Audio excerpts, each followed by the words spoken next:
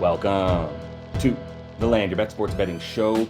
Two more games in the W here on Tuesday night. After just one game on Monday night, I'm going to be taking you through the insights and data that you need to bait your bets here on Tuesday, and then also give you some of the looks that I have as we run through these player props for Tuesday night's games. 1-1 record there on Monday, so looking to pick it back up here. If that all sounds good, give this video a like. Let's get right into it. After a sizzling hot start in the WNBA, down to minus 1.8 units on the season, looking to get that back up here with two games, though, on Tuesday. Just the one game on Monday, and they are not giving us props, man. We can get like 3, maybe 4 props per team per game. That's just not enough here to deal with these markets. But most importantly, we've got 2 games on Tuesday. So after feeling pretty good about the Kelsey Plum bet, Veronica Burton, she kind of came back down to earth with some negative regression, only shot 2 for 9 from the field, despite getting 8 free throw attempts and 7 points from the free throw line. And that's why I continue to like Veronica Burton. She keeps getting to the line, and she has upped that usage a ton in the minutes, up to about 30 per game now, as she's really just been staying out there for the majority of these games, whether they're close or not.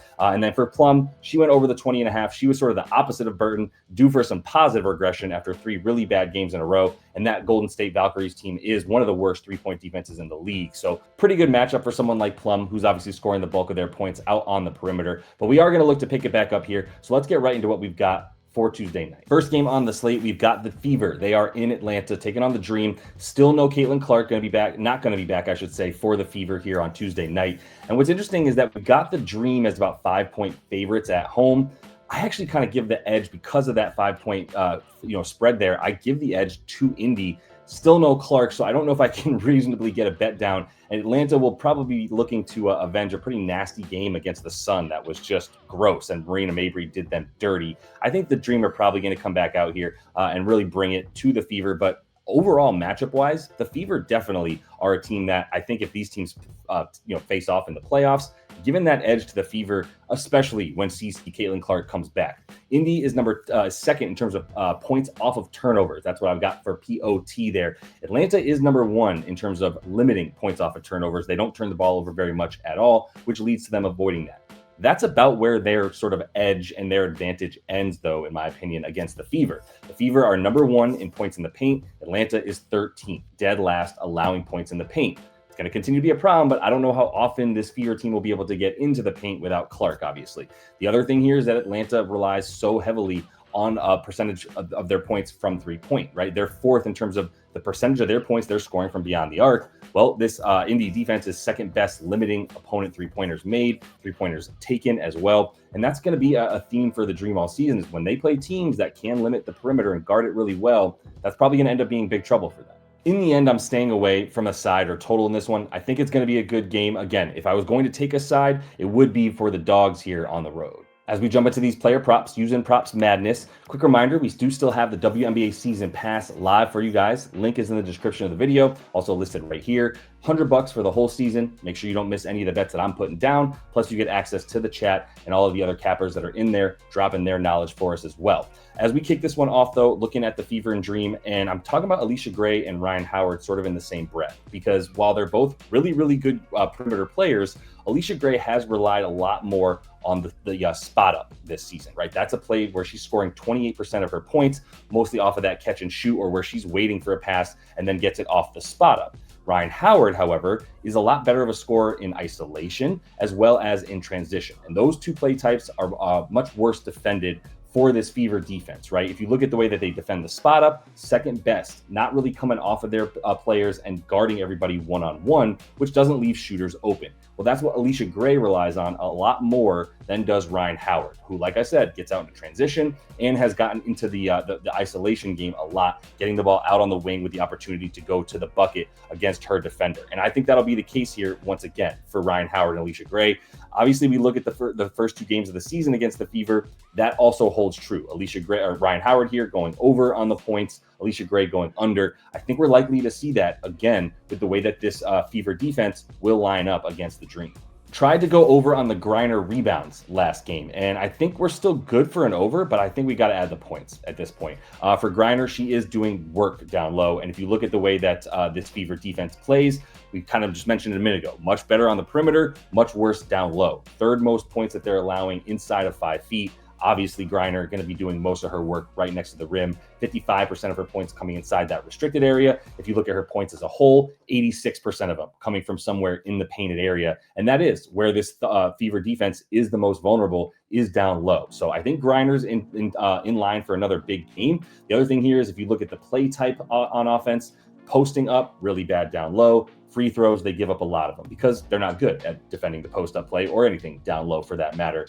So I think Griner is going to get the ball in ISO on the block with her back to the basket, and that's going to lead to a good amount of points. On the rebounds, I mean, look, man, she was still kind of coming back into playing here, right, in the last game, 25 minutes and her first game back from that injury.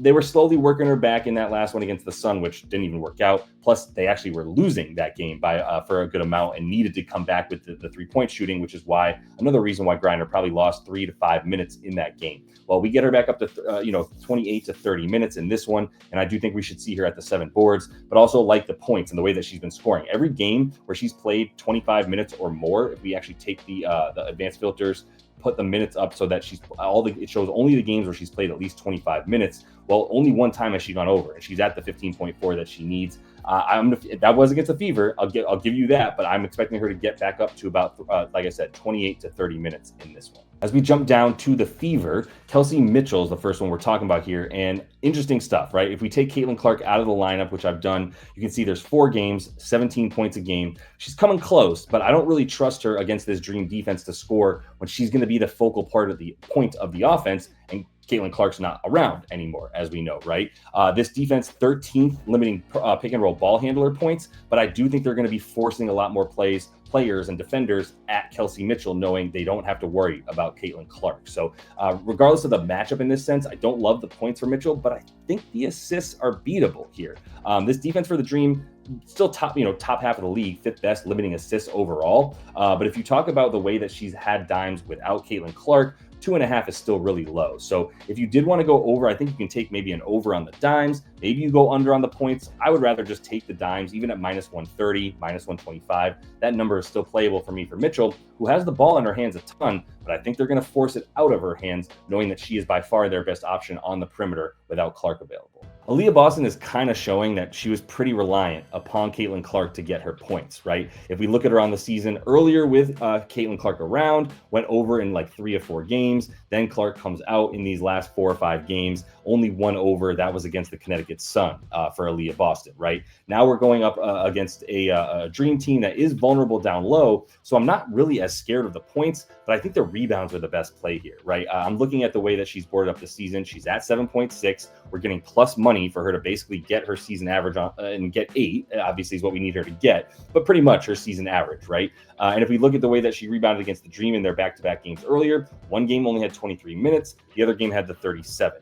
Well, when she got the 37, unsurprisingly, got the 10 boards. In the game where she only played 23, still got 7 boards, right, in a bit of foul trouble. But, I mean, if she can just get up to 26, 27 minutes, which is about what she's at on the season, she's averaging 29, right? So she gets back up to her averages 29 to 30 minutes, then I definitely like her to get the 8 boards that she needs after averaging about that, more than that, against the Fever in general, just about the minutes for her. And as long as she can stay out of trouble, there's no reason to think that she shouldn't get the 8 there, 4+ money especially. The only other look I have in this game is for Lexie Hull, and I'm looking at an under for Hull, mostly because, again, this Dream defense so good against the spot up. That's really the main way that you're going to see Lexie Hull get in there and get hers, right? Obviously, she's scoring a third of her points next to the paint on the season, but I think the matchup is going to be too tough for her at guard. If she's either going up against Gray or Howard, this is going to be tough. You saw in the first couple games here, 27 minutes and 29 minutes, only 4 shots and 7 shots,